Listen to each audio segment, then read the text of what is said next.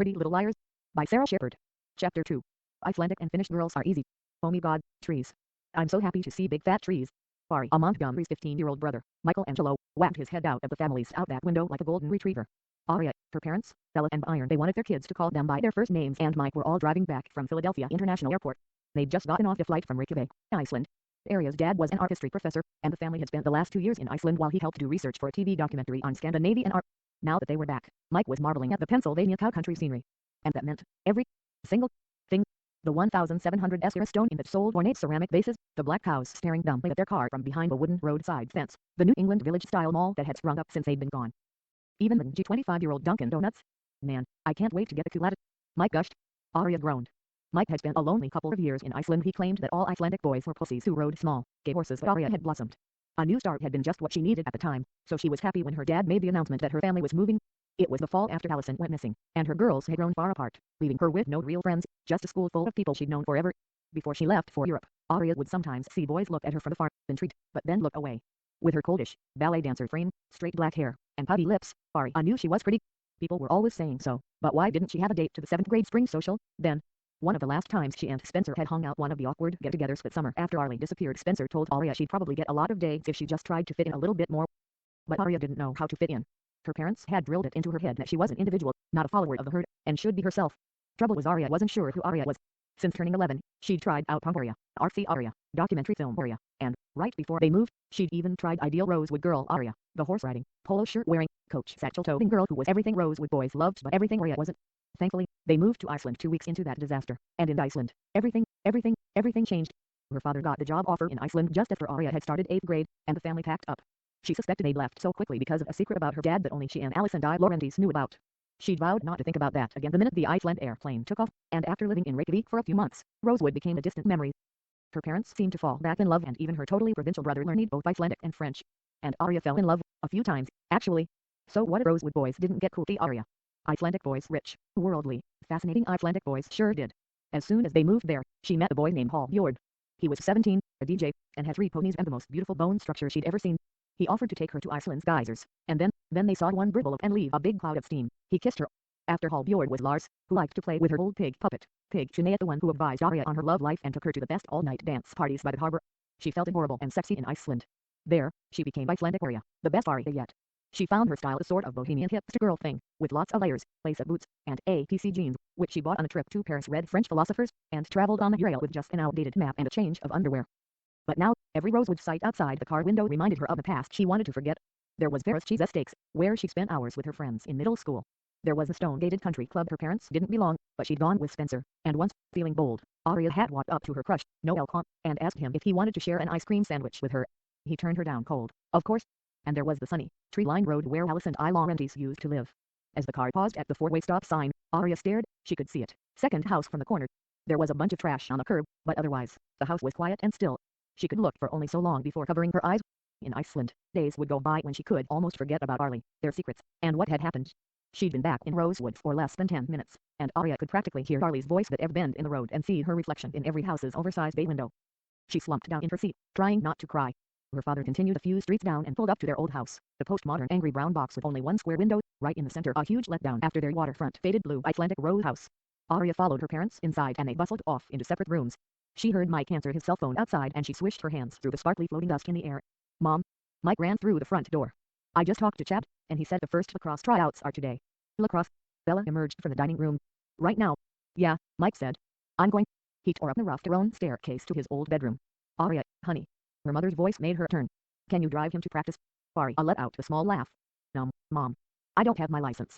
So? You drove all the time in Reykjavik. The lacrosse field's only a couple of miles away, isn't it? Worst thing, you'll hit a cow. Just wait for him until he's done. Aria paused. Her mother already sounded frazzled.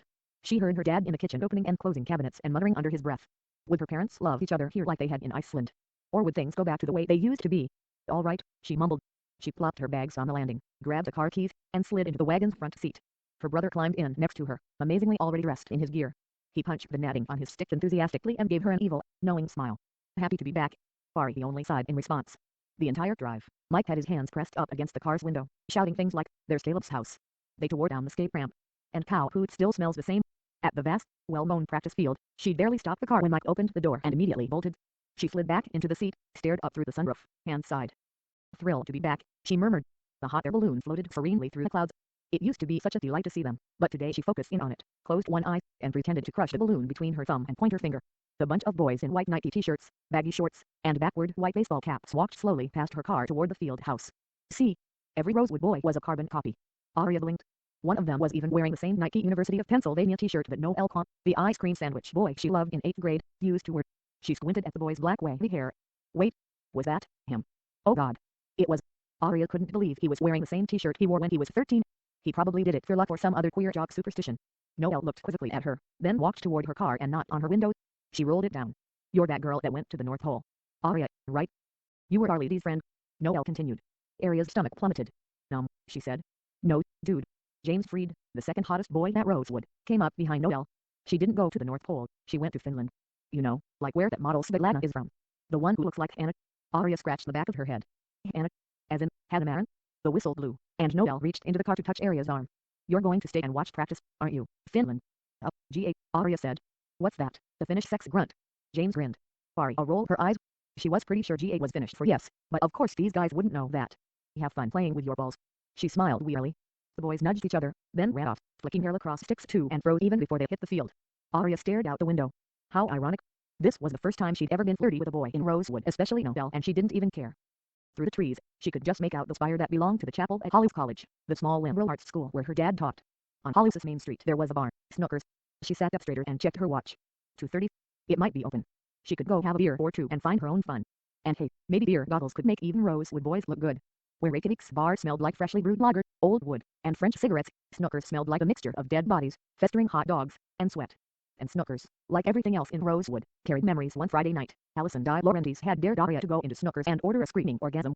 Aria had waited in line behind a bunch of preppy college boys, and when the bouncer at the door wouldn't let her in, she cried, but my screaming orgasm isn't there. Then she realized what she'd said and fled back to her friends, who were crouching behind a car in the parking lot. They all laughed so hard they got the hiccups. Amstel, she said to the bartender after crossing through the glass-paneled front doors. Apparently there was no need for bouncers at 2:30 on a Saturday. The bartender looked at her questioningly but then set a pint in front of her and turned away. Aria took a big sip. It tasted bland and watery. She spit it back into the glass. You all right there? Aria turned. 3 stools down was a guy with messy, blondish hair and ice blue, Siberian husky eyes. He was nursing something in a little tumbler. Aria frowned. Yeah, I forgot how beer tastes here. I've been in Europe for 2 years. Beer's better there. Europe. The guy smiled. He had a very cute smile. Where? Aria smiled back. Iceland. His eyes brightened. I once spent a few nights in Reykjavik on my way to Amsterdam. There was this huge, awesome party in the harbor. Aria cut her hands around her pint glass. Yeah, she said, smiling, they have the best parties there. Were you there for the northern lights? Of course, Aria replied. And the midnight sun. We had these awesome raves in the summer, with the best music. She looked at his glass. What are you drinking? Scotch, he said, already signaling to the bartender. Want one? She nodded. The guy moved 3 stools down next to her. He had nice hands with long fingers and slightly ragged fingernails. He wore a small button on his corduroy jacket that said, Smart Women Vote. So you lived in Iceland. He smiled again. Like for a junior year abroad. Well, no, Aria said. The bartender set the scotch down in front of her. She took a big, beer-sized gulp. Her throat and chest immediately sizzled. I was in Iceland because, she stopped herself. Yeah, it was my, year abroad. Let him think what he wanted. Cool. He nodded. Where were you before that? She shrugged. Back here in Rosewood. She smiled and quickly added, but I liked it over there so much better. He nodded. I was really depressed to come back to the States after Amsterdam. I cried the whole way home, Aria admitted, feeling like herself her new, improved Icelandic Aria self for the first time since she'd been back. Not only was she talking to a cute, smart guy about Europe, but this might be the only guy in Rosewood who didn't know her as Rosewood Aria, the weirdo friend of the pretty girl who vanished. So, do you go to school here? She asked. Just graduated. He wiped his mouth off with a napkin and lit a Camel. He offered her one from the pack, but she shook her head. I'm gonna do some teaching. Aria took another sip of the scotch and realized she'd finished it.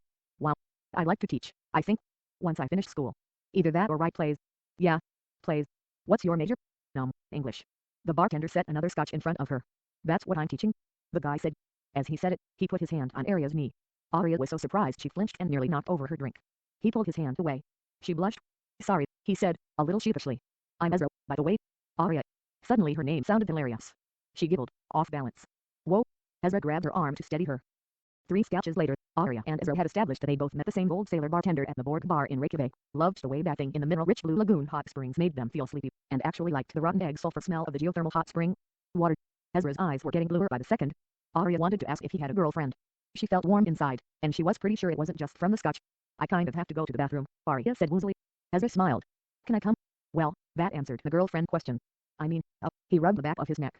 Was that too forward of me? He asked, looking up from under his knitted eyebrows. Her brain buzzed.